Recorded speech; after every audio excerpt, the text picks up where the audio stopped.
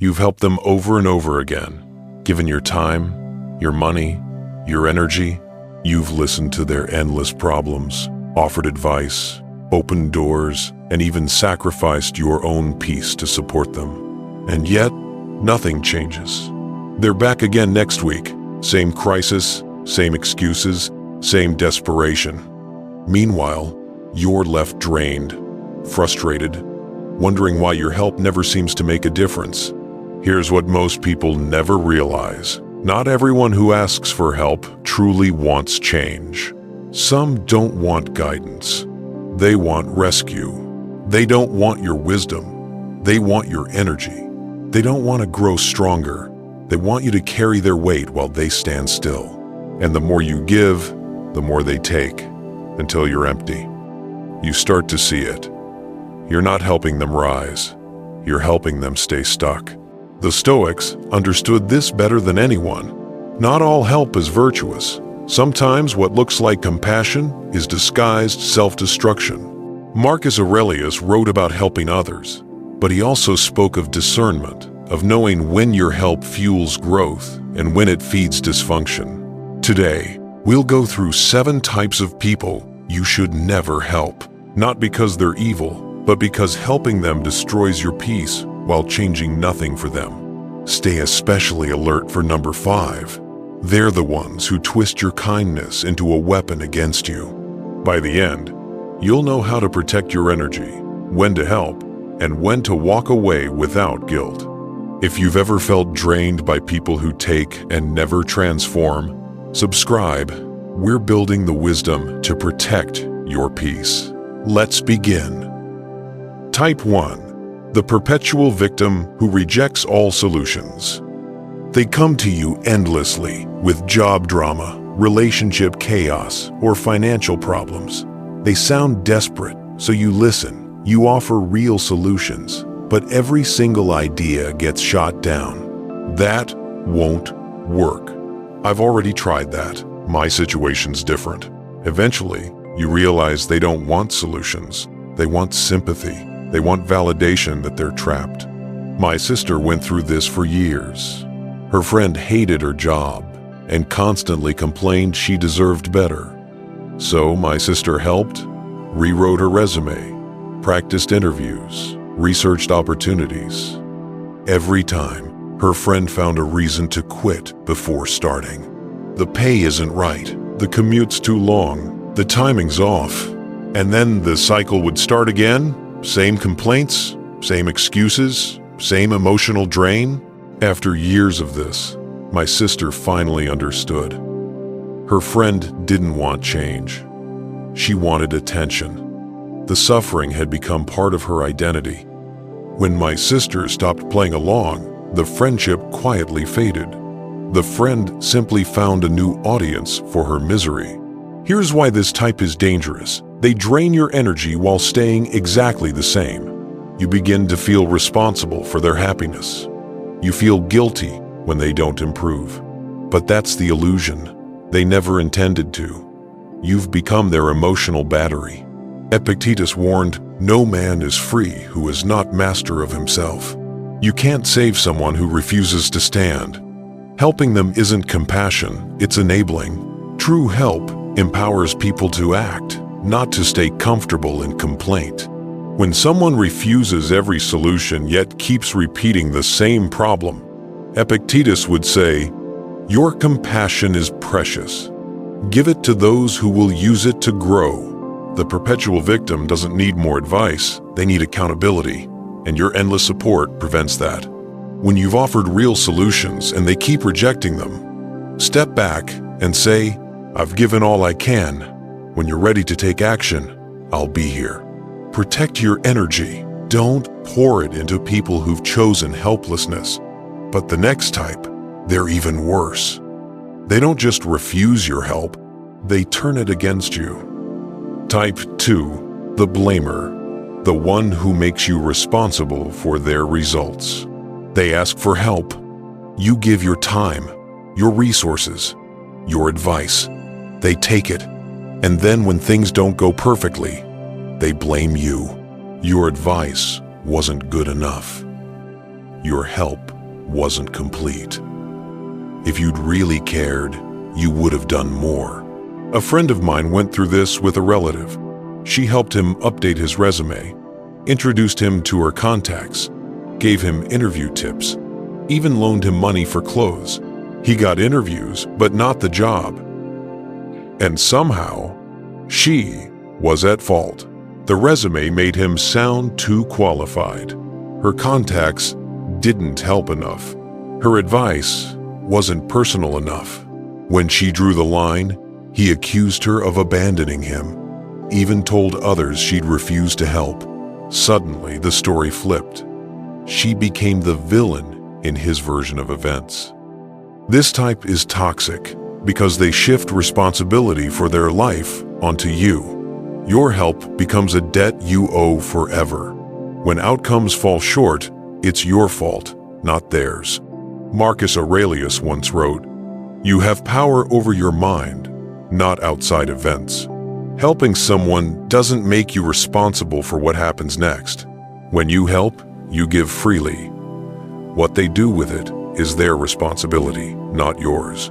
If they turn your kindness into blame, remember this: their expectations were never about gratitude. They were about control. The Stoic response: "I've done what I could. What happens next is up to you." Then walk away without guilt. Because the moment someone makes you feel guilty for helping, they're no longer seeking help. They're seeking control. The next type is even more self-destructive and far more dangerous to your peace. They don't just misuse your help, they use it to keep destroying themselves. Type 3. The one who uses your help to stay broken. They ask for help, rent money, a place to stay, a little support to get back on their feet. You want to believe them. You want to help, so you do. But then, the rent money goes elsewhere. The safe place becomes a base for the same destructive habits. You realize your help didn't fix anything. It funded continuation. What you thought was compassion became permission. My cousin's husband learned this the hard way. His brother battled addiction. Every few months, another crisis eviction, bills, repossession. Every time, he'd step in, pay the rent, cover the bills. Each time, the brother promised this was the turning point. But the cycle never stopped. 5 years later, the truth hit him like cold water. His help wasn't preventing collapse. It was cushioning it. Every bailout delayed the pain that might have forced change. When he finally stopped sending money and offered only treatment help, his brother vanished for 8 months. Then he resurfaced, arrested, forced into rehab. Years later in recovery, he admitted something painful. "The money you gave me kept me using. You loved me too much to let me fall." Seneca would call this the tragedy of misplaced compassion. He warned that removing the natural consequences of someone's choices isn't mercy, it's interference. You block the feedback life is trying to give them. You protect them from the pain that might have saved them. True compassion doesn't always look kind. Sometimes it means stepping back and letting the lesson hurt. If your help enables destruction, it's not help, it's participation. Be kind, but not complicit. Type 4. The capable but lazy. They're not struggling, they're just unwilling. They ask for help not because they can't, but because they won't. Can you drive me? They have a car. Can you call for me? They have a phone. Can you fix this? They have hands. Each request seems small, harmless, but over time, a pattern forms. You're doing for them what they could easily do themselves. A friend of mine lived this for 2 years. Her roommate was intelligent, educated, and fully capable. At work, she managed clients and deadlines like a pro. But at home, suddenly, she was helpless. Couldn't make calls, couldn't fill forms. Every small task became someone else's job. At first, my friend thought she was being kind, helpful, supportive. Then she realized the helplessness was selective. At work, full function. At home, full dependence. When she started saying no, the roommate grew cold. Manipulative. "You've changed," she said. "You used to care." But what she really meant was, you stopped being convenient. Marcus Aurelius wrote about this subtle trap. Doing for others what they can do for themselves weakens them. Every time you take over, you send a message: I don't believe you can handle this.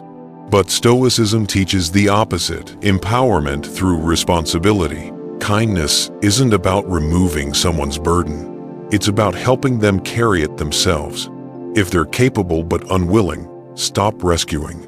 Say, "You can handle this. I believe you can." Then step back. You're not their manager. You're their mirror, reflecting the strength they keep refusing to use. Type 5. The one who weaponizes your help. This is the most dangerous kind. They don't drain you with neediness. They destroy you with gratitude. It starts innocently. They ask for guidance, support, a listening ear. You open up, share your wisdom, your story, your vulnerability, thinking it builds trust. Then, one day, that trust becomes a weapon. A close friend of mine learned this through mentorship. She guided a younger colleague, helped her navigate the office politics, shared her own mistakes, confided personal frustrations, offered honest feedback to help her grow. 6 months later, that same colleague used everything against her. She quoted those confessions to leadership, framed her empathy as weakness, twisted her honesty into gossip. The promotion disappeared. The person she'd mentored had been taking notes, not advice. Epictetus warned about this exact danger. Guard what's sacred.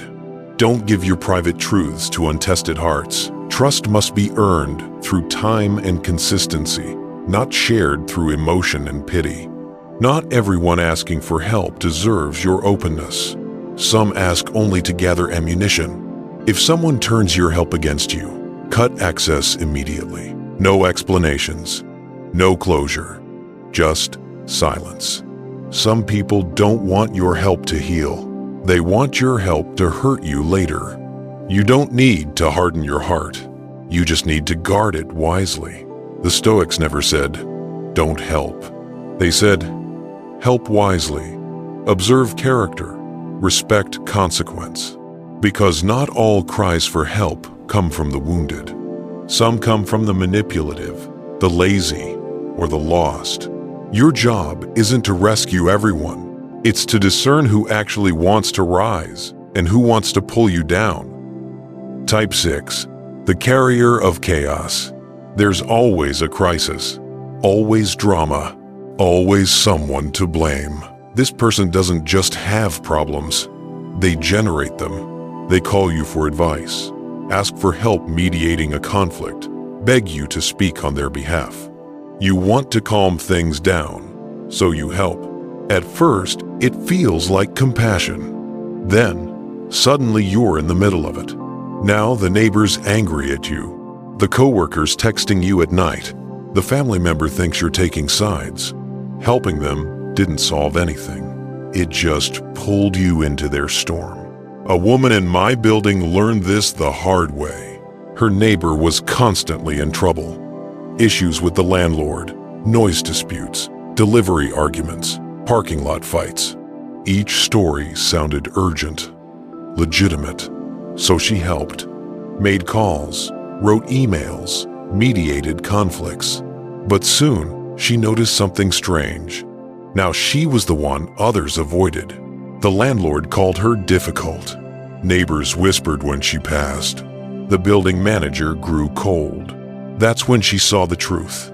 Her neighbor's chaos was contagious. Whoever tried to help became infected. Every new ally turned into a new enemy. Every act of kindness came with collateral damage. The Stoics had a rule for this: protect your peace. Epictetus warned that some people carry conflict the way others carry perfume. Everywhere they go, it spreads.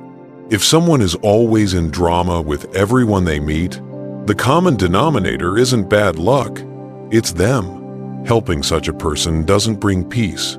It multiplies their wars. If you find yourself constantly caught in someone else's mess, pause. You're not solving anything. You're just becoming the next participant. Say calmly, "I care about you, but I can't be pulled into this." Then, step back. Their chaos is theirs to manage, not yours to inherit. Type 7. The black hole. They take everything. Your time, your money, your energy. And when they're done, they ask for more. It starts small. Can you loan me a little until payday? Can I stay on your couch for a week? Can you help me just this once? You help. The emergency passes. But then, another one arrives. And another. Each one sounds temporary. Each one, the last time. But it never ends. And one day you notice, they never give anything back. Not repayment. Not effort. Not even gratitude. The flow is one way only. Straight into their endless need. My uncle lived this story. For 15 years, he rescued his adult son. Car repairs, rent money, bridge loans, medical bills. Each time, the son promised repayment. Each time, nothing changed. 15 years, tens of thousands gone. Not a single repayment. Not one gesture of help in return. When my uncle's health declined and he finally said no, his son didn't argue. He just vanished. No more calls, no visits.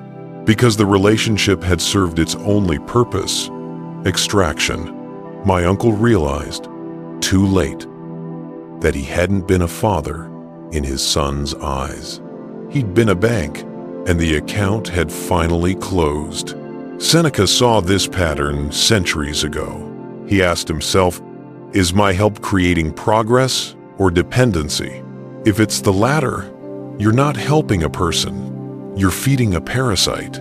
True gratitude expresses itself through effort, through the desire to not need your help again. But endless taking with no change, no reciprocity, no growth, that's not need, that's exploitation. The Stoic answer is simple but firm. I've helped before. Now I need to see you help yourself. Then stop. No more guilt. No more, just one more time. They won't suddenly appreciate you once you're empty. They'll simply move on to the next giver. The final lesson is, boundaries are wisdom. These 7 types aren't warnings to stop helping people. They're reminders to help intelligently. Sometimes, the kindest thing you can do is stop protecting people from the consequences that might save them. Marcus Aurelius understood this balance. Compassion without discernment isn't virtue, it's self-destruction. Your energy is sacred. Your compassion is finite. Don't waste them on people committed to staying broken. Help those who want to rise, not those who want to rest on your back. If this opened your eyes to where your help has been misused, share it. Because wisdom grows when it's passed on. Stay stoic. Stay discerning. Stay boundaried.